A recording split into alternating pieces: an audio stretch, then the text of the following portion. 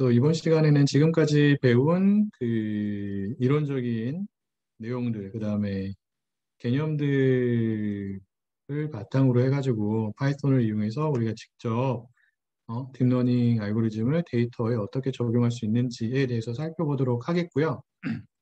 그래서 텐서플로우 다 깔았나요?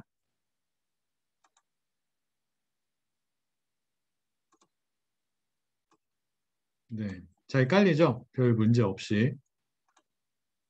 그 설치가 되어 있던 사람들 같은 경우에는 기존에 설치가 되어 있는 것을 그대로 사용하면 되고요. 아직까지 한 번도 설치를 해보지 않은 사람들만 제가 알려준 방법을 사용해서 설치를 하면 될 것 같습니다.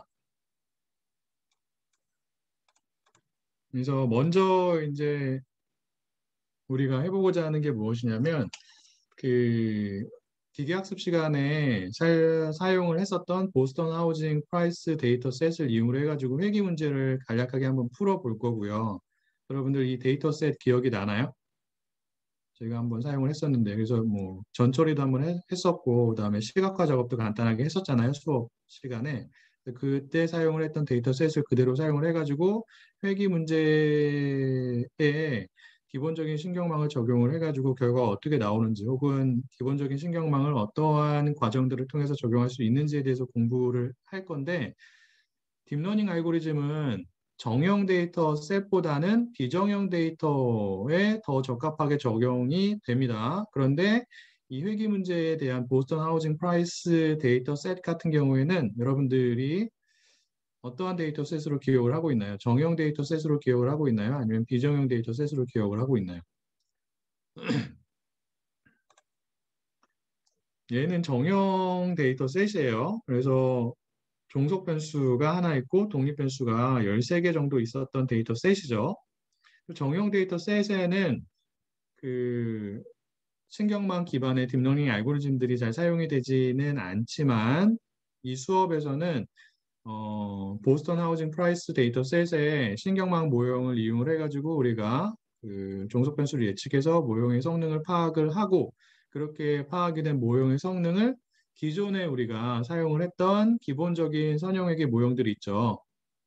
그래서 리니어 리그레이션 클래스를 사용하는 방법이 있고 라쏘랑 리치 클래스를 사용하는 방법이 있는데 걔네들을 사용해서 모형의 성능을 파악을 해본 다음에 어떻게 차이가 있는지 좀 비교를 하는 목적으로 이 데이터셋에 기본적인 신경망을 적용해 보도록 하겠고요. 그 다음에는 어떠한 데이터셋에 신경망을 적용을 해볼 거냐면 딥러닝 공부를 해본 사람들은 아마 몇 번 들어본 데이터셋이 될 텐데 엠리스트라고 하는 데이터셋이 있습니다. 요거는 그 사람이 손으로 쓴 숫자 하나를 저장하고 있는 이미지 데이터셋이 되는 거예요. 그래서 그러한 이미지 데이터셋에 적용을 해가지고 이미지에 쓰여져 있는 숫자가 무엇인지를 예측하는 분류의 문제를 우리가 풀어보도록 하겠고요.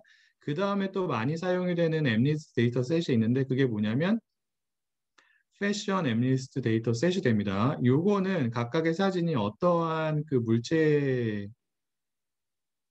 대해서 그 물체에 대한 정보를 가지고 있냐면 쇼핑 아이템, 패션 아이템, 뭐 양말이 될 수도 있고 양말은 없나? 신발이 될 수도 있고 뭐 바지가 될 수도 있고 뭐 이러한 의류와 관련된 아이템들 있죠. 그러한 아이템 하나가 사진 하나에 포함이 되어 있습니다. 그러한 사진을 분석해가지고 각각의 사진에 저장이 되어 있는 아이템이 무엇인지를 예측하는 작업을 해볼 거고요. 그래서 이미지 데이터 분석도 우리가 기본적인 피드포워드 뉴럴 네트워크를 가지고 분석을 해볼 거고, 그 다음에 분석을 하면서 이미지 데이터가 어떻게 생겼는지, 그리고 이미지 데이터를 기본적인 피드포워드 뉴럴 네트워크에 입력값으로 입력하기 위해서는 우리가 어떠한 전처리 작업들을 해야 되는지 이런 것들에 대해서 여러분들이 신경 써서 공부를 하면 될 것 같고요. 그 다음에 마지막으로 기본적인 신경망을 적용해 보고자 하는 데이터셋이 무엇이냐면 여기 나와 있는 텍스트 데이터예요. 그래서 여러분들이 기계학습 시간에 숙제로 그 센티멘트 분석을 했었죠.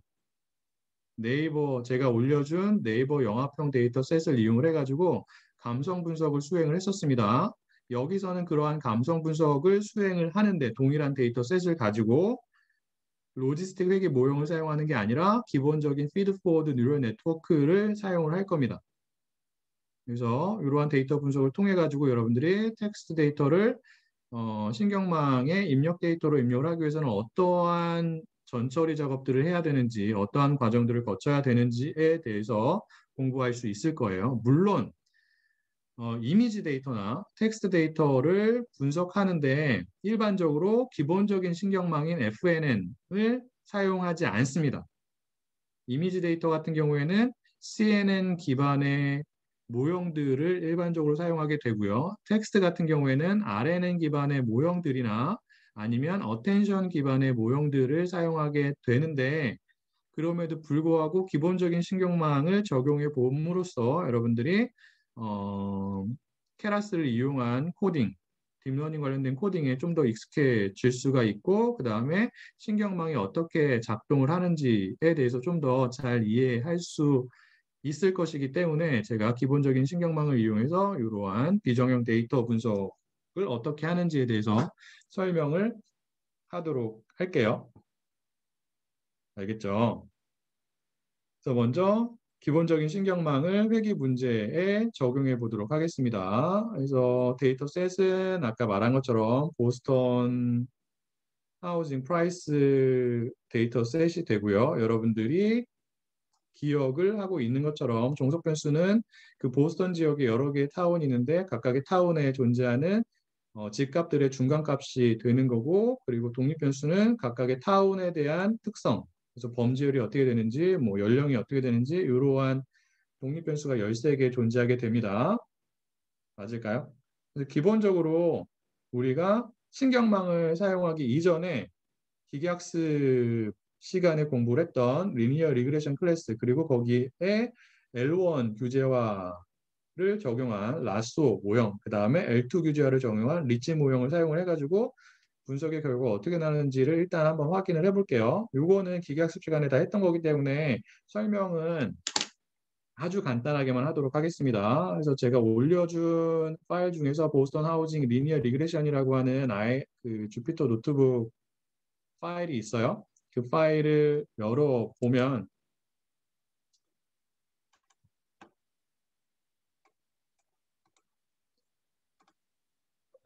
여기 있죠. 보스턴 하우징 리니어 리그레션 파일이 있고요. 그래서 데이터를 불러오고요.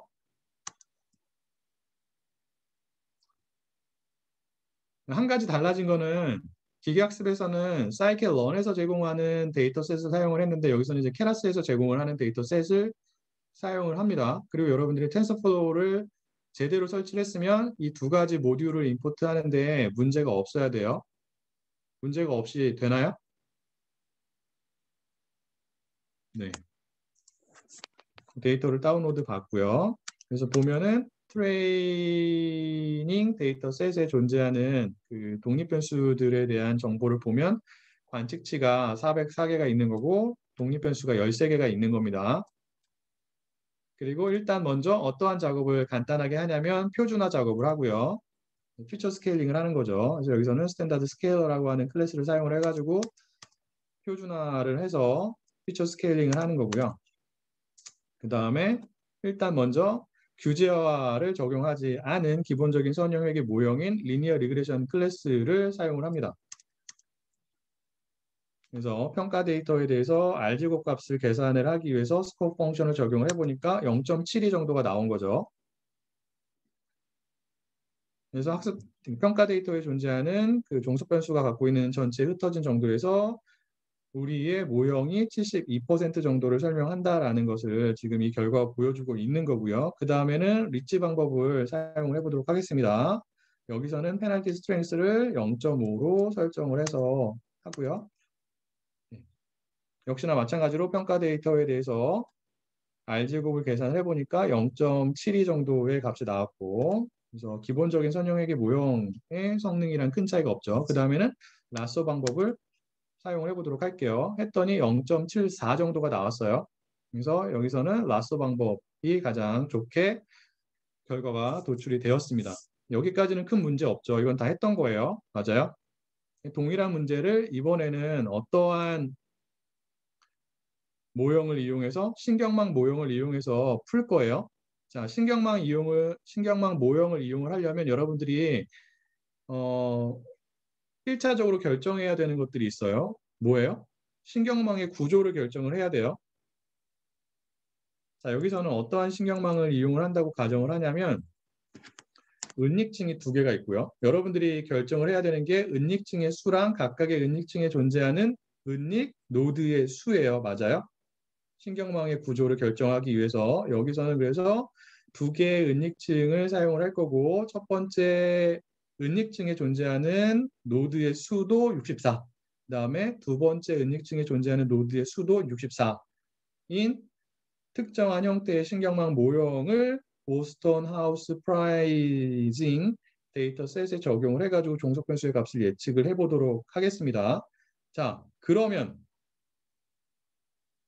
우리가 사용하는 신경망 모형이 갖는 입력 노드의 수는 몇 개가 되어야 하는 거예요?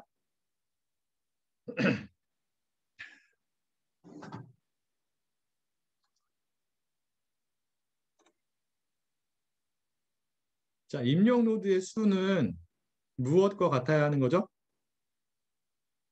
독립변수의 수와 같아야 돼요. 독립변수의 수가 몇 개예요? 지금? 13개죠. 그래서 입력 노드의 수는 13개가 되는 거고요. 하지만 입력층에는 총 몇 개의 노드가 존재하는 거예요? 14개가 존재하는 거예요. 무엇까지 포함해서? 하나의 편향 노드까지 포함을 해서. 맞아요. 그리고 은닉층에는 몇 개의 노드가 존재해요? 전체적으로? 은닉 노드 64개 더하기 1을 해야 되죠. 왜? 각각의 은닉층마다 하나의 편향 노드가 존재하기 때문에 그렇습니다. 자, 그러면 지금 우리가 사용하는 신경망에 존재하는 출력 노드는 몇 개가 되어야 하는 거죠?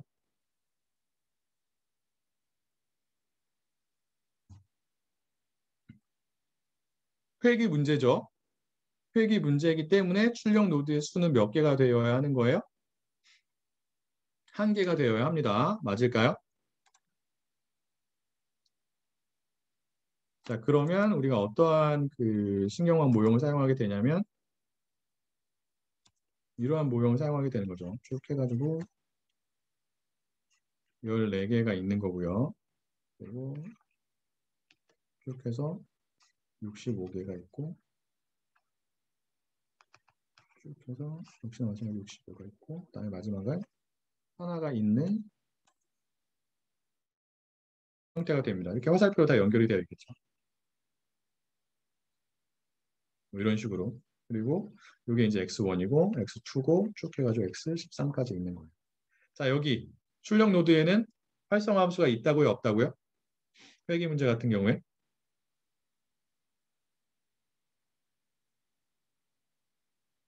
네, 입력된 값이 그대로 출력이 된다라고 얘기했습니다. 어떠한 값으로? 관측치의 종속 변수에 대한 예측치로. 맞아요. 활성화 함수가 없다라고 생각할 수도 있고 뭐 항등 함수가 활성화 함수라고 생각할 수도 있는 거죠. 그냥 없다라고 표현을 할게요. 그게 더 간단하기 때문에. 그 다음에 첫 번째 은닉층과 두 번째 은닉층에는 활성화 함수가 있어야 합니다. 그래서 여러분들이 어떠한 활성화 함수를 사용할지도 결정을 해야 되는 거예요. 여기서는 렐로를 사용해 보도록 하겠습니다.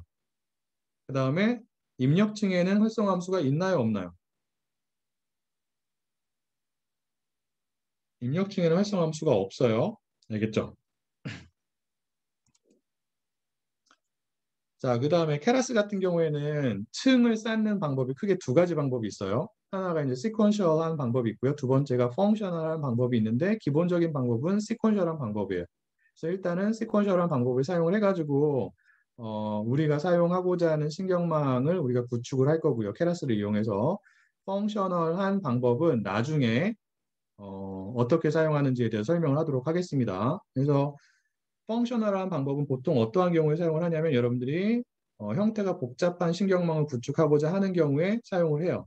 그리고 형태가 간단한 신경망 같은 경우에는 보통 일반적으로 시퀀셜한 방법을 사용을 합니다.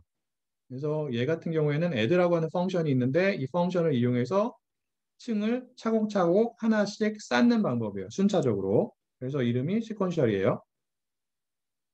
이따 코드를 보면은 직관적으로 이해할 수 있습니다. 시퀀셜 방법을 사용해서 어떻게 층을 쌓을 수가 있는지.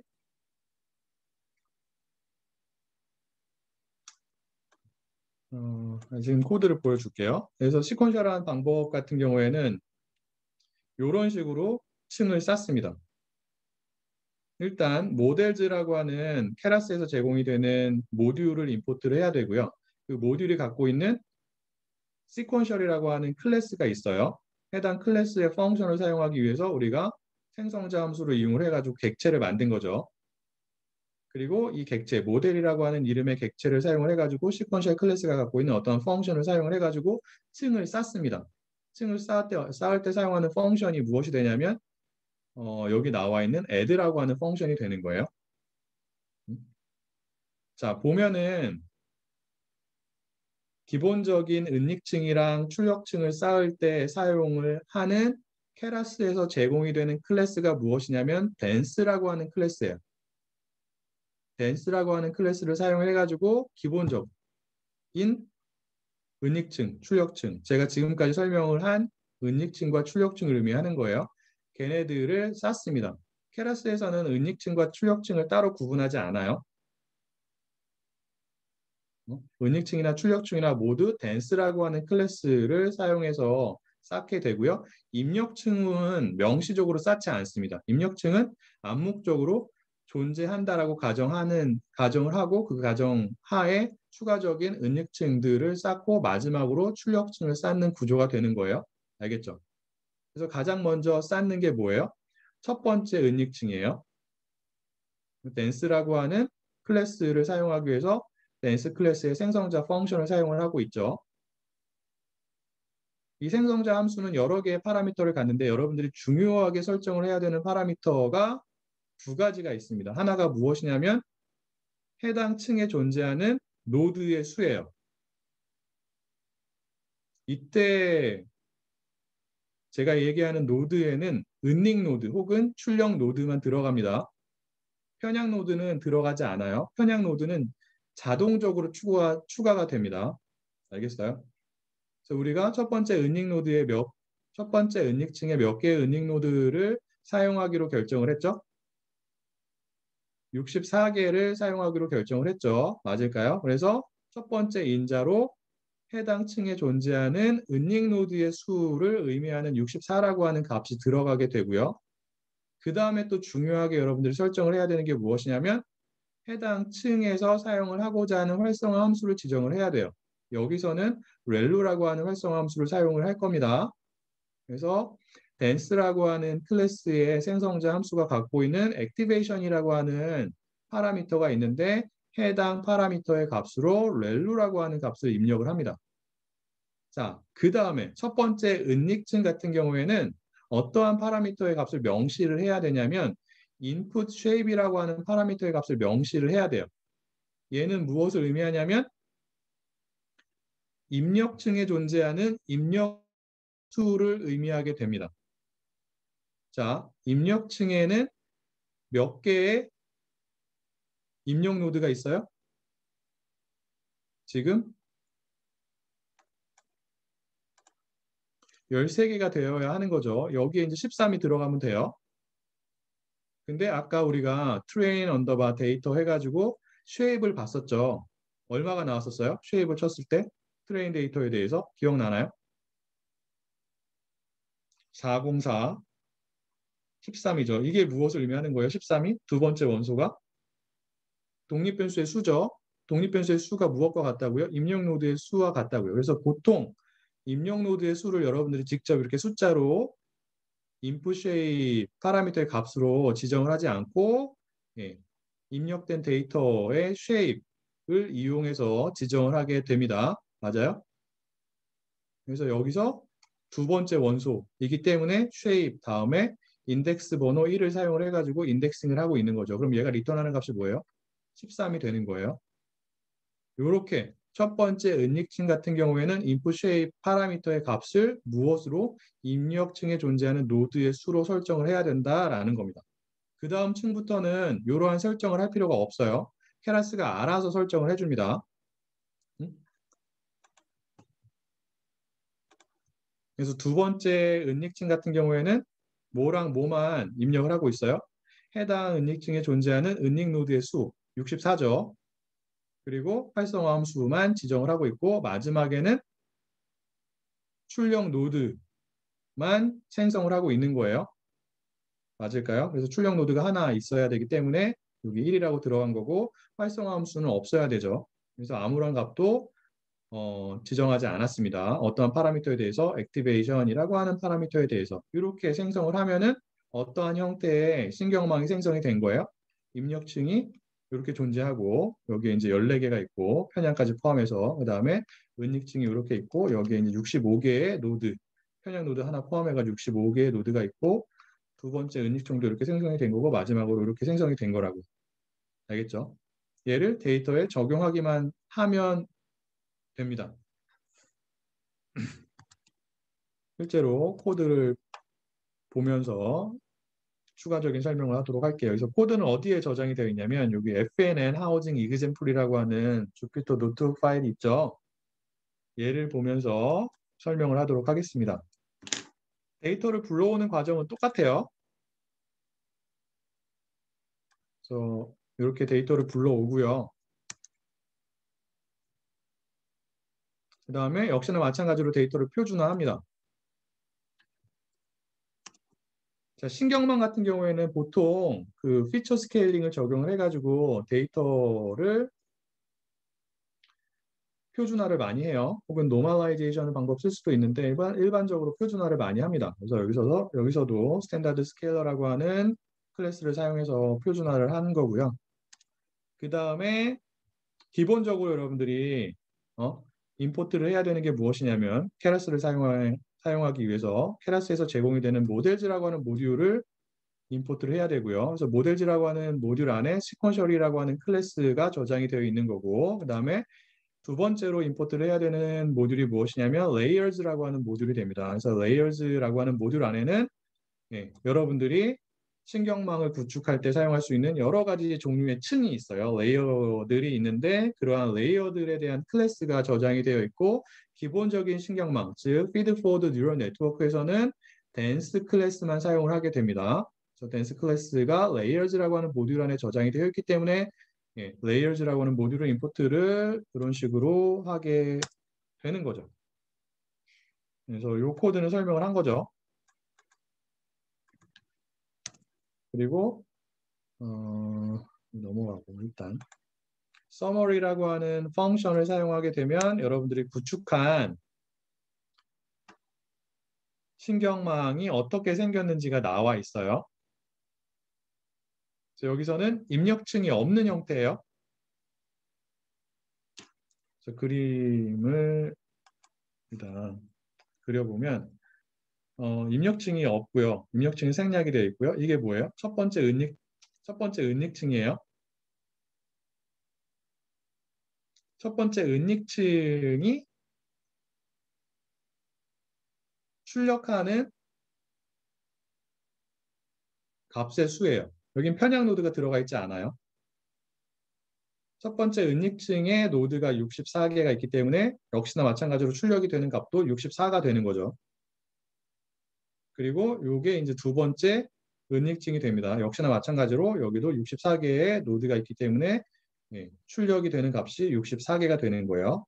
편향 노드의 값은 들어가 있지 않습니다. 그 다음에 마지막으로 우리가 출력층을 생성을 한 거고 출력층에는 노드가 하나 있고 해당 노드가 출력하는 값이 하나이기 때문에 이렇게 나온 거예요. 그리고 여기 너는 무엇을 의미하냐면 여기는 그 샘플 사이즈, 데이터의 사이즈가 들어가게 되거든요. 그래서 이거는 미리 지정을 하지 않습니다. 여러분들은 어떠한 경사광법을 기본적으로 사용을 하게 되냐면 미니 배치 그레디언트 디센트 방법을 사용하게 되는 거예요. 그리고 한 번에 몇 개의 관측치를 사용을 해가지고 파라미터를 업데이트 할 거냐, 즉 미니 배치 사이즈를 어떻게 할 거냐는 나중에 결정을 하게 됩니다. 그 사이즈에 대한 값이 여기 들어가는 거예요. 만약에 여러분들이 128개의 관측치를 사용해서 파라미터를 한번 업데이트 하겠다. 즉 미니 배치의 사이즈를 128로 하겠다라고 하는 경우에는 이 넌 자리에 128이 들어가게 됩니다. 근데 이거는 나중에 모형을 생성을 한 다음에 걔를 데이터에 적용을 할 때 여러분들이 지정하는 값이기 때문에 지금 단계에서는 알 수가 없어요. 그래서 none이라고 표기가 된 거예요. 자, 그리고 여러분들이 또 이해를 해야 되는 부분이 무엇이냐면 이 부분이에요. 각 층에 존재하는 파라미터의 수가 된다고요. 자, 얘는 무엇의 파라미터가 수가 되냐면 입력층이 있고 은닉층이 있잖아요. 첫 번째 은닉층. 그 사이에 존재하는 파라미터의 수예요. 왜 896이 되었을까요? 이 입력층이고 은닉층 1이죠. 몇 곱하기 몇이에요? 네, 필규 학생이 말한 것처럼 14 곱하기 64죠. 저 입력층에는 14개의 노드가 있어요. 입력 노드 13개, 편향 노드 하나. 얘네들이 화살표로 다 연결이 되죠. 이렇게. 이건 뭐예요? 첫 번째 은닉층에 존재하는 편향 노드예요. 편향 노드는 입력값을 입력받는다고요? 받지 않는다고요? 받지 않는다고요. 화살표가 이렇게 가지 않아요. 화살표가 몇 개에 연결이 되는 거예요? 그러면 64개의 은닉 노드에 연결이 되는 거예요. 알겠죠? 그래서 이쪽에 14개가 있고 이쪽에 64개가 있기 때문에 14 곱하기 64를 하면은 암산을 빠르게 하면 896이 나오죠. 실제로 암산을 하진 않았습니다. 어쨌든 간에. 자, 여기는 왜 4160개가 되죠? 몇 곱하기 몇이에요? 민지 학생 준비를 하고 있었던 것 같아요. 아닌가요? 65 곱하기 64죠. 왜 이렇게 나오는지 이해해야 돼요. 맞죠? 이해할 수 있죠, 쉽게.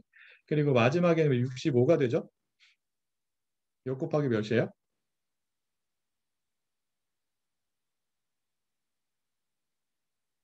65 곱하기 1 곱하기 65가 되는 거죠. 그래서 총 파라미터의 수가 이렇게 돼요. 근데 만약에 여러분들이 이러한 데이터 분석을 앞에서 살펴봤던 기본적인 선형에게 모형을 가지고 수행을 한다라고 하는 경우에는 해당 모형에 존재하는 파라미터의 수는 몇 개예요?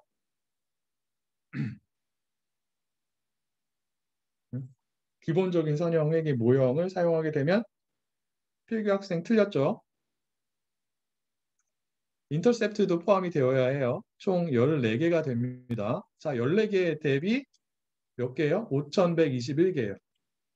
굉장히 간단한 신경망 모형을 사용했음에도 불구하고 파라미터의 수가 급격하게 증가하는 것을 알 수가 있어요. 그래서 파라미터의 수가 많으면 많을수록 어떠한 문제가 발생할 가능성이 높아지는 거예요. 아까 말한 것처럼 과적한 문제가 발생할 가능성이 높아지는 거예요. 과적한 문제를 해결하기 위해서는 제가 4가지 방법을 얘기를 했는데 그러한 방법들을 적용하기 이전에 일단 어떠한 그 시도가 필요하냐면 데이터의 사이즈를 키우는 게 필요합니다. 데이터의 양이 적은데 반해서 파라미터의 수가 많다. 그러면 과적한 문제가 발생할 가능성이 더 높아지는 거예요. 그래서 1차적으로 여러분들이 트라이 해야 되는 게 무엇이냐면 학습 데이터의 양을 증가시키는 거죠. 근데 지금은 학습 데이터가 그렇게 많지 않아요. 관측치가 404개밖에 없다고요. 굉장히 적은 수죠. 파라미터의 수보다 훨씬 더 적어요. 이러면 어떠한 문제가 발생할 가능성이 높아지는 거예요? 과적한 문제가 발생할 가능성이 높아진다고 보도록 하겠습니다. 자, 이렇게 모형을 생성을 하고 그 다음에 또 결정을 해야 되는 게 무엇이냐면 여러분들이 사용을 하고자 하는 학습에 사용을 하고자 하는 옵티마이저를 선택을 해야 돼요. 케라스에서 사용할 수 있는 옵티마이저의 종류는 이 링크를 따라가 보면 나와 있습니다. 한번 보도록 하죠.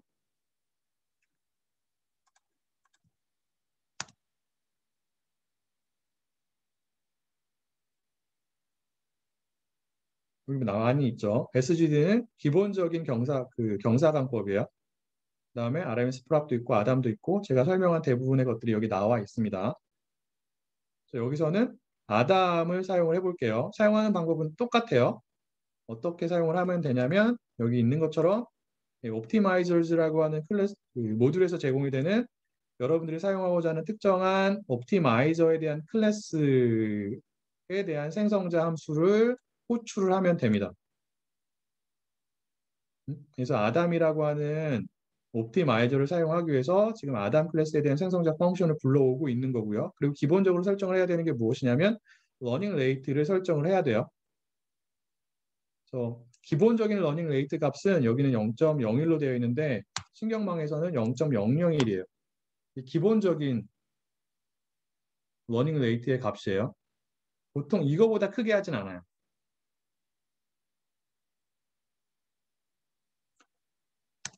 그 다음에 컴파일 펑션을 이용을 해가지고 여러분들이 그 학습할 준비를 해야 돼요. 그래서 옵티마이저를 무엇으로 사용을 할 건지, 그 다음에 비용함수, 로스 펑션을 무엇으로 사용을 할 건지를 결정을 해야 됩니다. 자, 여기서는 우리가 지금 어떠한 문제에 신경망을 적용을 하고 있는 거예요? 회귀 문제죠. 그럼 비용함수가 뭐가 돼야 돼요? MS2가 되어야 해요. SE를 쓰거나 RMS2를 써도 되지만 기본적으로 MS2를 일반적으로 많이 씁니다. 그래서 MS2라고 하는 비용함수를 설정을 한 거고. 자, 그러면 학습을 할 준비가 끝났어요. 그래서 역시나 마찬가지로 fit이라는 펑션을 사용을 해가지고 학습을 하게 됩니다. 어떠한 데이터에 대해서? 학습 데이터에 대해서. 그래서 여기까지는 똑같죠. 학습 데이터예요. 독립변수 정보를 갖고 있는 변수 요거고요. 그 다음에 종속 변수 정보를 갖고 있는 변수가 요거예요. 이 두 가지는 우리가 기계학습 시간에 배웠던 fit 펑션에 들어가는 인자값이랑 동일해요. 그런데 신경망에서는 추가적으로 여러분들이 설정을 해야 되는 파라미터가 존재하게 됩니다. 그게 무엇이냐면 첫 번째가 에폭 사이즈예요. 에폭은 무엇이냐면 전체 학습 데이터 있죠. 맞아요? 걔네들을 한 번 다 이용하는 것을 의미합니다. 한 번 다 이용해서 업데이트를 하는 거예요. 그게 원 에폭이에요. 근데 지금은 에폭의 크기를 얼마로 했어요? 80으로 했죠. 전체 학습 데이터를 몇 번 반복해서 사용한다는 뜻이에요? 80번 반복해서 사용한다는 뜻이에요. 알겠나요? 업데이트를 하기 위해서.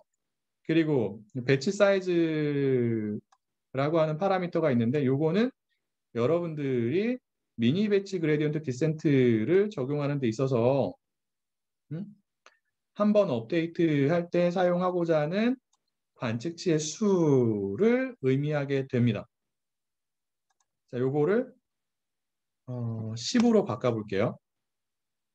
이게 1인 것은 무엇을 의미하는 거예요? 한번 업데이트할 때 몇 개의 관측치를 사용하겠다는 뜻이에요? 한 개의 관측치를 사용하겠다는 뜻이에요. 우리가 수업에서 배운 스타캐스틱 그레디언트 디센트 방법을 이렇게 구현할 수 있는 거죠. 근데 보통은 2개 이상의 관측치를 한 번에 사용을 합니다. 그리고 2의 제곱에 해당하는 값들로 설정을 하죠. 그래서 보통 32, 64, 128, 256 정도까지 미니 배치 사이즈로 설정을 해요. 이건 그냥 컨벤션이에요. 전통적으로 그렇게 합니다. 여기서 이제 설명을 위해 가지고 10이라고 입력을 할게요.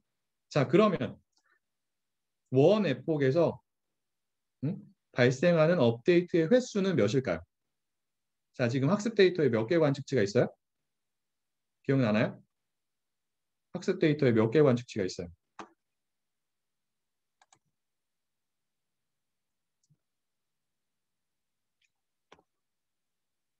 학습 데이터에 404개가 있죠. 맞아요? 그 404개를 한 번 다 사용하는 게 뭐라고요? 원 에폭이에요. 근데 한 번 업데이트 할 때 몇 개의 관측치를 쓴대요? 10개의 관측치를 쓴대요. 왜? 배치 사이즈라고 하는 파라미터의 값을 10으로 했기 때문에. 자, 그러면 업데이트가 몇 번 발생할까요? 원 에폭에서.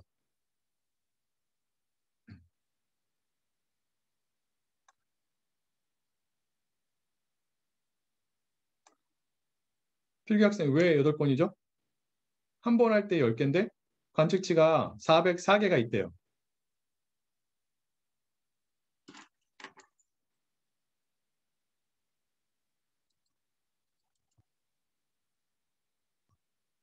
자, 404개의 관측치를 이렇게 쭉 일렬로 배열을 하죠.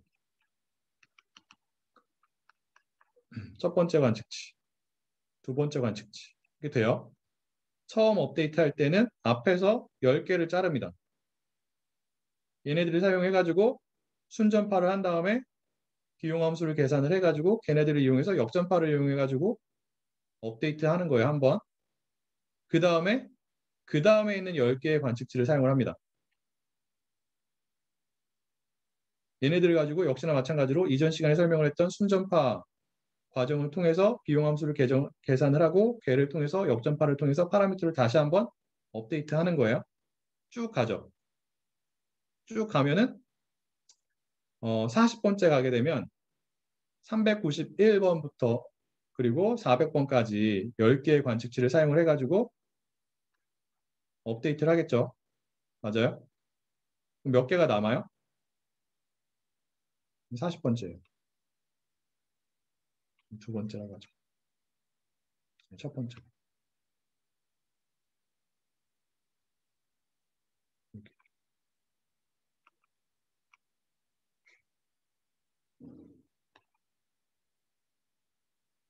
몇 개가 남아야 돼요? 학습 데이터에 404개가 있잖아요. 4개가 있다고요, 4개. 그럼 4개는 어떻게 할까요? 버릴까요? 사용할까요?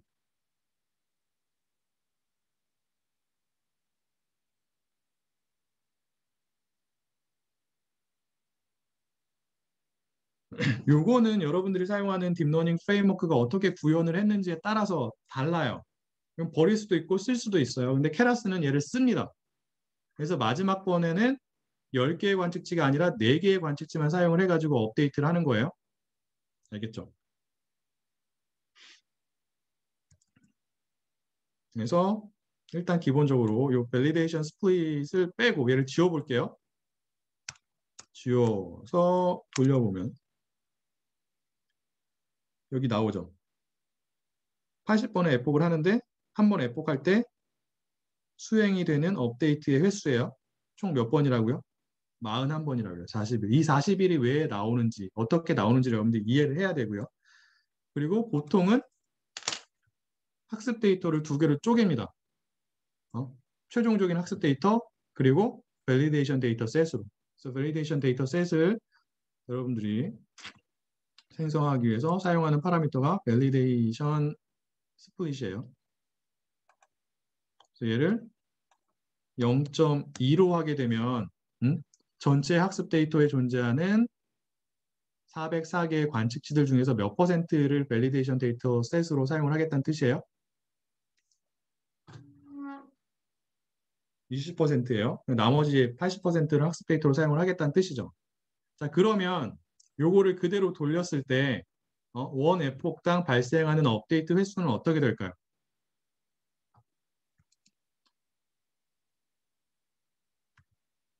엑셀을 가지고 계산을 해볼게요.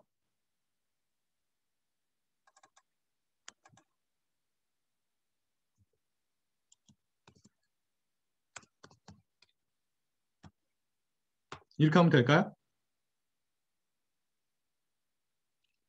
404개의 80%를 일단 먼저 계산을 하고 걔를 10으로 나눠야겠죠.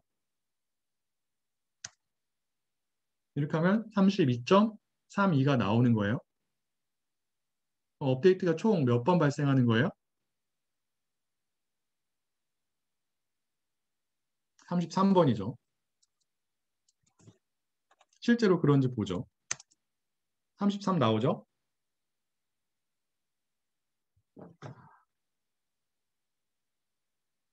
자, 그 다음에 여러분들이 또 기억을 해야 되는 게 무엇이냐면, 자, 원 에폭을 다 소진을 했어요. 즉, 전체 학습 데이터에 존재하는 모든 관측치를 사용을 해가지고 학습을 진행을 했다고요. 그러면 세컨 에폭으로 가야겠죠. 맞아요? 역시나 마찬가지로 두 번째 에폭에서도 관측치들을 일렬로 이렇게 쭉 배열을 합니다. 근데 여기서 질문. 첫 번째 에폭에서 사용이 된 관측치들의 배열 순서랑 두 번째 에폭에서 사용이 된 관측치들의 배열 순서는 동일할까요? 다를까요? 순서가. 예를 들어서 여기 이제 첫 번째, 두 번째, 세 번째, 네 번째 관측치가 이렇게 순서대로 사용이 되었다라고 가정을 하죠. 원 에폭에서, 첫 번째 에폭에서. 그러면 동일한 순서로 두 번째 에폭에서 사용이 될까요? 그렇지 않을까요? 그럼 여러분들이 생각하기에 동일한 순서로 사용을 해야지 학습 효과가 좋을 것 같아요? 아니면 다른 순서로 사용을 해야지 학습의 효과가 좋을 것 같아요? 다른 순서죠, 당연히. 응? 동일한 순서로 하면은 매번 동일한 정보를 이용해서 학습을 한다는 뜻이잖아요. 그렇게 되면 데이터가 갖고 있는 더 많은 정보를 추출하기가 어렵다고. 그래서 에폭이 달라질 때마다 케라스가 알아서 셔플링을 합니다. 섞어요, 랜덤하게. 응? 순서가 달라지는 거예요. 셔플링을 한다고.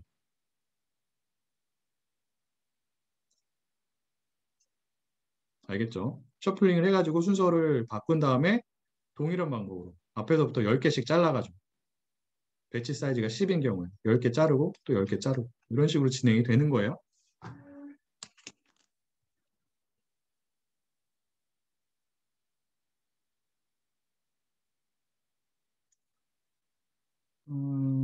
그래서 최종적으로 보니까 밸리데이션 데이터 셋에 대한 로스 값이 얼마 나왔냐? 5.1961이 나왔죠. 나왔고요. 그 다음에 그 그래프를 통해서 학습 과정에서 에폭마다 로스 값이 비용 함수의 값이 어떻게 달라졌는지를 한번 확인해 보도록 하겠습니다. 그래서 파이플랫을 사용을 해가지고 이 히스토리가 뭐냐면 fit 펑션이 리턴한 결과예요. fit 펑션을 여기서 우리가 사용을 했잖아요. 그 결과를 히스토리라고 하는 변수로 받은 겁니다. 여기에 학습 과정 동안에 발생했던 결과가 중간 결과물들이 다 저장이 되어 있어요. 알겠죠? 그래서 에폭당 비용 함수의 값이 이렇게 저장이 되어 있습니다.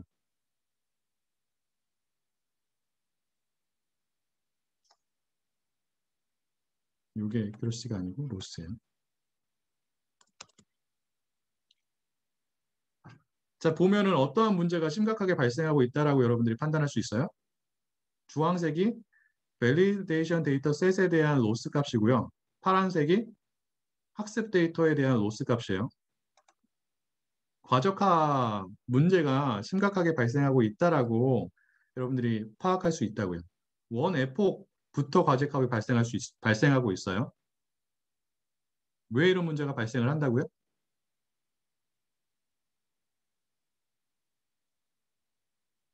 지금 우리가 사용하고 있는 데이터에 대해서 파라미터의 수는 굉장히 많은 반면에 5천 개가 넘었죠. 데이터의 양은 굉장히 적기 때문에 이러한 과적한 문제가 거의 필연적으로 발생할 수밖에 없습니다.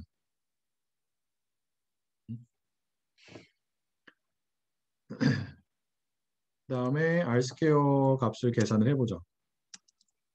이게 나왔어요. 모형의 성능은 더 좋게 나왔네요. 0.83. 평가 데이터에 대해서 R제곱을 기준으로 했을 때. 자, 그럼에도 불구하고 여러분들은 만약에 이 데이터를 지금과 같은 피드포워드 뉴럴 네트워크 신경망을 통해 가지고 분석을 한다라고 하는 경우에는 어떠한 추가적인 노력들을 해야 되는 거예요? 과적한 문제를 해결하기 위한 추가적인 노력들을 수행을 해야지만 모형의 성능이 더 좋아질 수가 있는 겁니다. 왜? 이 그래프를 보면은 과적한 문제가 심각하게 발생하고 있다는 것을 우리가 명확하게 판단할 수 있기 때문에 그런 거예요. 그래서 기본적인 선형회계 모형을 사용했을 때보다 모형의 성능은 더 좋게 나왔죠. 아까 리니어 리그레션이나 라쏘나 리츠를 사용했을 때는 0.72, 0.73 정도가 나왔잖아요. 그래서 그것보다는 높게 나왔습니다. 그럼에도 불구하고 개선의 여지가 더 있는 거죠. 혹시 여기까지 질문이 있을까요?